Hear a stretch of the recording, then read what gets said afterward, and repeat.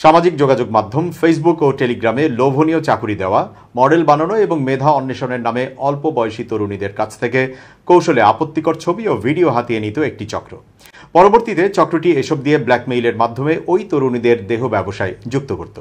ভয়ঙ্কর এসব তথ্যের ভিত্তিতে অনুসন্ধান শুরু করে সিআইডির অনুসন্ধানে বেরিয়ে আসে মেডিকেল শিক্ষার্থী মেহেদী হাসান এবং তার খালাতো ভাই শেখ জাহিদ বিন সুজন মিলে গড়ে তুলেছিল এই চক্র।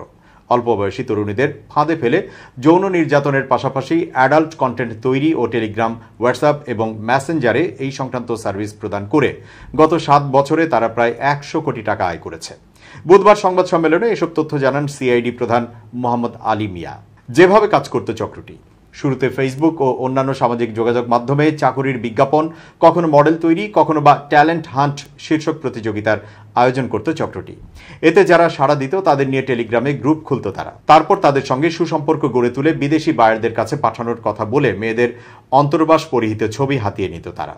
এসব অর্ধনগ্ন ছবি ভাইরাল করে দেওয়ার ভয় দেখিয়ে তাদের বাধ্য করত নগ্ন হয়ে ভিডিও কলে ক্যাম সার্ভিসে যুক্ত হতে।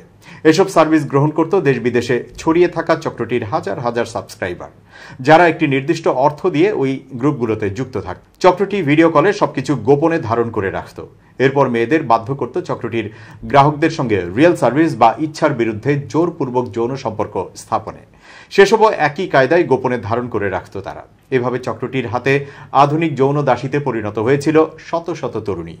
দীর্ঘদিন যাবৎ অনুসন্ধান করে সিআইডির সাইবার পুলিশ সেন্টার এই চক্রের মূল হোতা ও তার প্রধান সহযোগীদের শনাক্ত করতে সক্ষম হয়। পরবর্তীতে সিআইডি প্রধানের সার্বিক তত্ত্বাবধানে ও নির্দেশনায় সিআইডির সাইবার পুলিশ সেন্টার এর একটি চৌকস দল তাদের গ্রেপ্তার করে।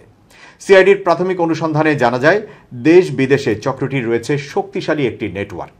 নানা নামে তাদের শতাধিক চ্যানেলে গ্রাহক সংখ্যা কয়েক লাখ।